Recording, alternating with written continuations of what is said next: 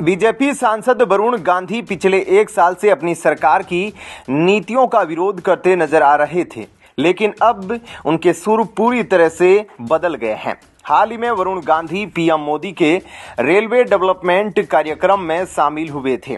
वहां पर वरुण गांधी ने पीएम मोदी की नीतियों की तारीफ की थी। वर्तमान में वरुण गांधी पीलीभीत लोकसभा सीट से सांसद है। पीलीभीत लोकसभा सीट को वरुण गांधी और उनकी मां मेनका गांधी का गढ़ कहा जाता है। इस लोकसभा सीट से मेनका गांधी 40 साल से सियासत करती आ रही है। मेनका गांधी पीलीभीत सीट से 6 बार सांसद रह चुकी है। मौजूदा समय में वरुण गांधी इस सीट से दूसरी बार के सांसद है। इस मुद्दे को लोकसभा चुनाव से भी जोड़कर देखा जा रहा है। पीलीभीत की यह सीट भाजपा के लिए अहम है, लेकिन टिकट में गड़बड़ी हुई तो मामला बदल सकता है। अपनी ही सरकार का विरोध करने के चलते भाजपा के कई नेताओं ने वरुण गांधी से दूरी बना ली थी, लेकिन पीएम के रेलवे डेवलपमेंट कार्यक्रम में शामिल होने के बाद बीजेपी नेताओं का रुख बदल गया है। बीजेपी के कई बड़े नेता का तेवर उनके लिए ठंडा पड़ गया है। बीजेपी के जिला अध्यक्ष भी उनके साथ खड़े नजर आ रहे हैं। इसके साथ ही उनके सीट के विधायक और संजय सिंह गंगवार का भी रुख बदला हुआ नजर आया।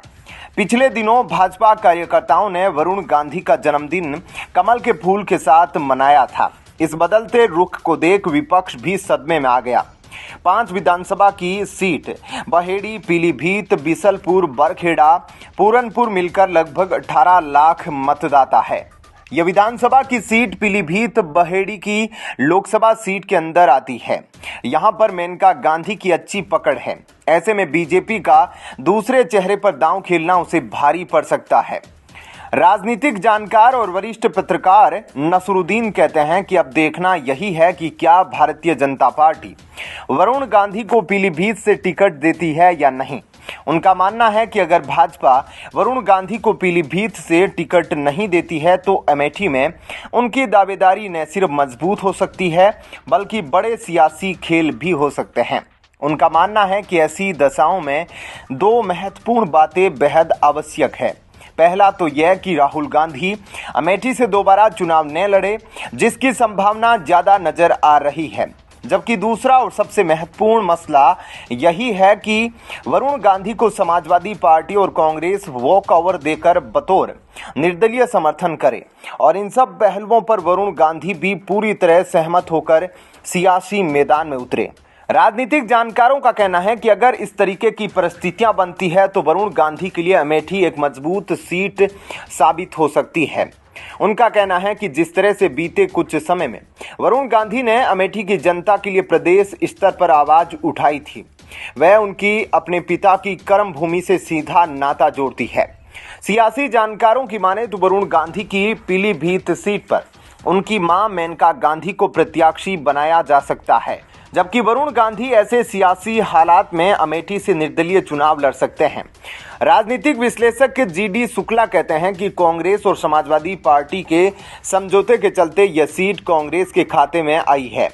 अब अगर कांग्रेस यहां पर अपना प्रत्याशी नहीं उतारती है तो वरुण गांधी को सपा और कांग्रेस के समर्थन के साथ चुनावी मैदान में उतारा जा सकता है। उसी तरह सुल्तानपुर से मेनका गांधी की सीट बदले जाने की दशा में भारतीय जनता पार्टी के एक विधायक को सीट दिए जाने की भी चर्चा है।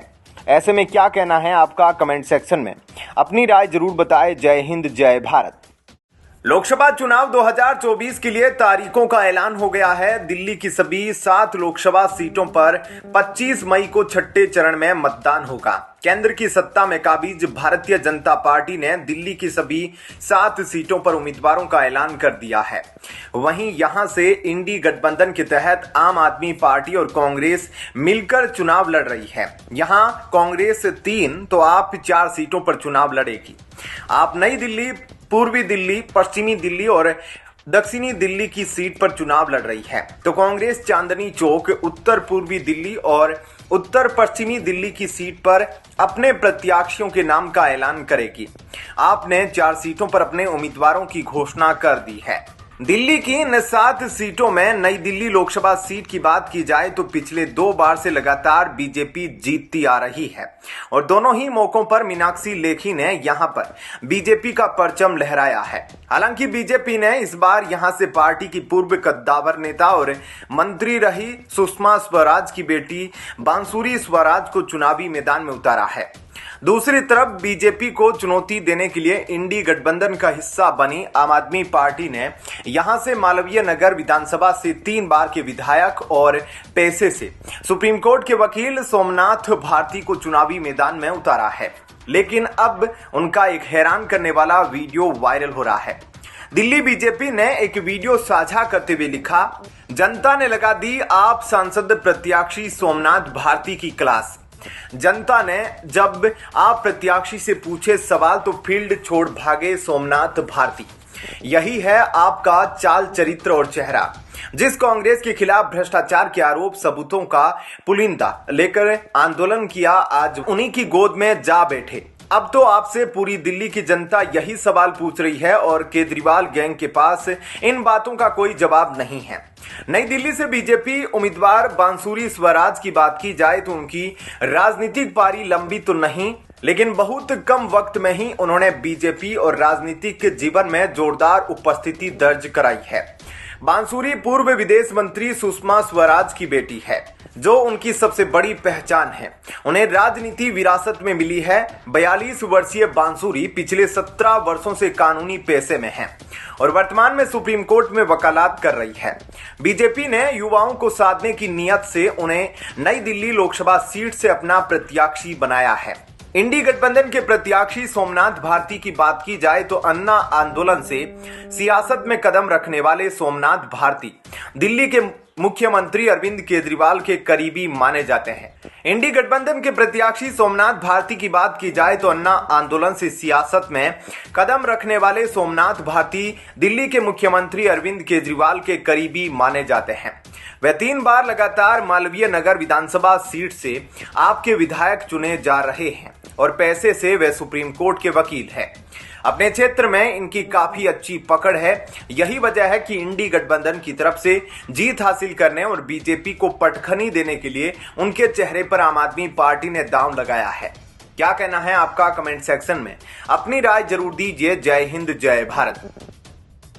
यह मैं क्या सुन रहा हूं? भाई बहन मोदी लहर की डर से अमेठी और रायबरेली से लड़ने से मना कर चुके हैं और अब उनकी जगह सुप्रिया श्रीनेत और पवन खेड़ा लड़ेंगे। अगर सच है जैसा मीडिया में चल रहा है तो यह डर हमको अच्छा लगा। क्या दिन आ गए हैं? कभी कांग्रेस का टिकट जीत की गारंटी होती थी और आज उसके बड़े बड़े दिग्गज नेता चुनाव लड़ने से भाग रहे हैं।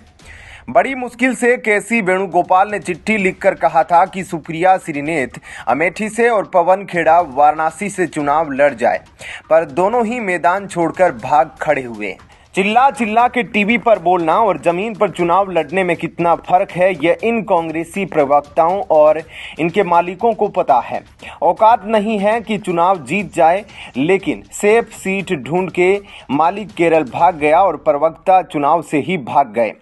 कांग्रेस पार्टी लोकसभा चुनाव को लेकर वाराणसी से प्रधानमंत्री नरेंद्र मोदी के खिलाफ चुनाव लड़ने को लेकर बड़ा दांव खेला है।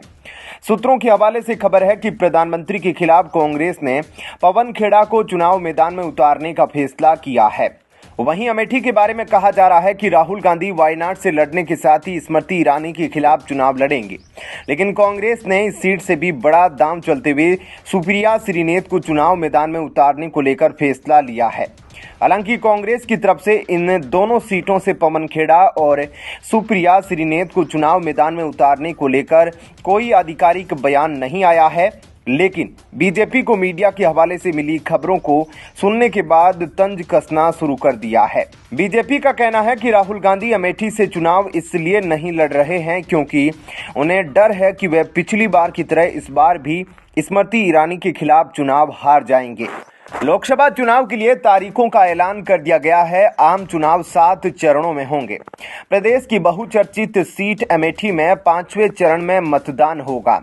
2019 के चुनाव में इस सीट पर भाजपा नेता व केंद्रीय मंत्री स्मृति ईरानी ने चुनाव लड़ा था और कांग्रेस नेता राहुल गांधी को हरा दिया गया था। अमेठी सीट पर 5वें चरण में 20 मई को मतदान होगा। 5वें चरण में ही मोहनलालगंज, लखनऊ, रायबरेली, जालौन, झांसी, हमीरपुर, बांदा, फतेहपुर, कौशाम्बी, बाराबंकी, फैजाबाद, केसरगंज और गोंडा जिले में भी मतदान होगा। वहीं यूपी की सबसे हॉट सीट वाराणसी पर सबकी नजर है। इस सीट से पीएम नरेंद्र मोदी तीसरी बार चुनावी मैदान में हैं। चुनाव आयोग के मुताबिक वाराणसी में 7वें चरण में वोटिंग होगी। यहां 1 जून को वोट डाले जाएंगे। 7वें चरण में वाराणसी के साथ महाराजगंज, गोरखपुर, कुशीनगर, देवरिया, बांसगांव, घोसी, सलेमपुर, बलिया, गाजीपुर, चंदौली, मिर्जापुर और रॉबर्ट्सगंज में भी मतदान होगा।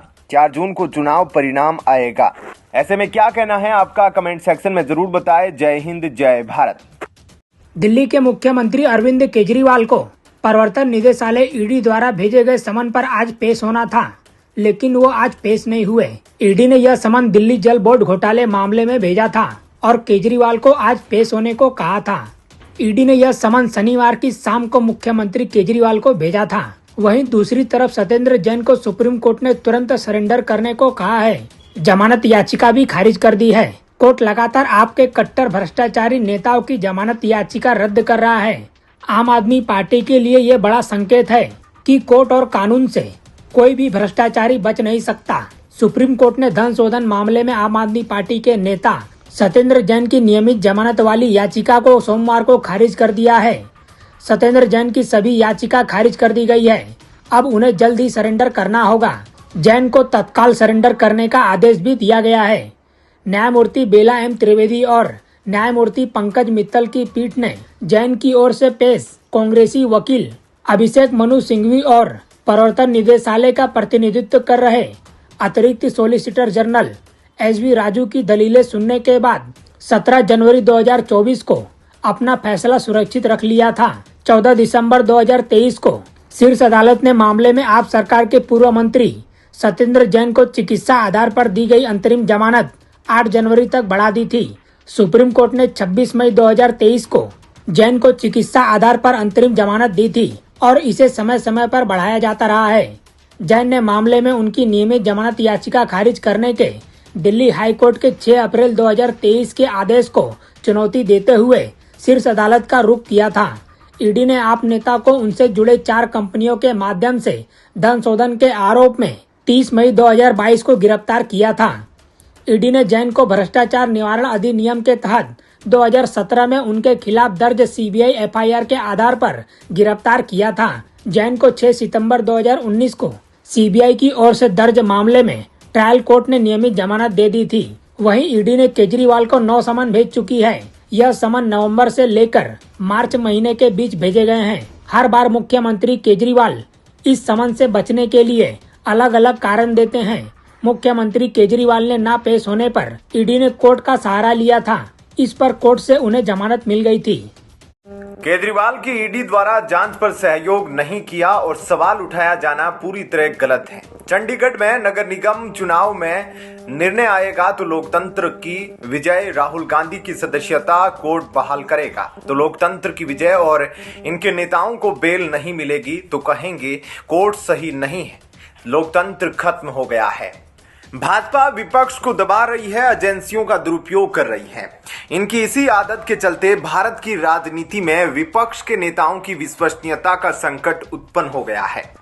वहीं ईडी ने पहली बार अपनी प्रेस रिलीज में शराब नीति घोटाले में गिरफ्तार आरोपी के साथ अरविंद केजरीवाल का नाम लिया है। ईडी ने साफ कहा है कि कविता ने अरविंद केजरीवाल, मनीष सिसोदिया के साथ मिलकर शराब नीति में बदलाव करवाए, जिसके बदले 100 करोड़ आम आदमी पार्टी के नेताओं को दिए।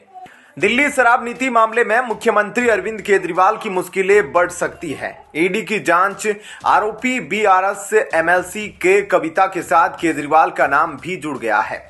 ईडी के मुताबिक जांच में खुलासा हुआ है कि नई आबकारी नीति से लाभ उठाने के लिए कविता ने आम आदमी पार्टी के नेताओं, मुख्यमंत्री अरविंद केजरीवाल और तत्कालीन उप मुख्यमंत्री मनीष सिसोदिया के साथ मिलकर साजिश रची।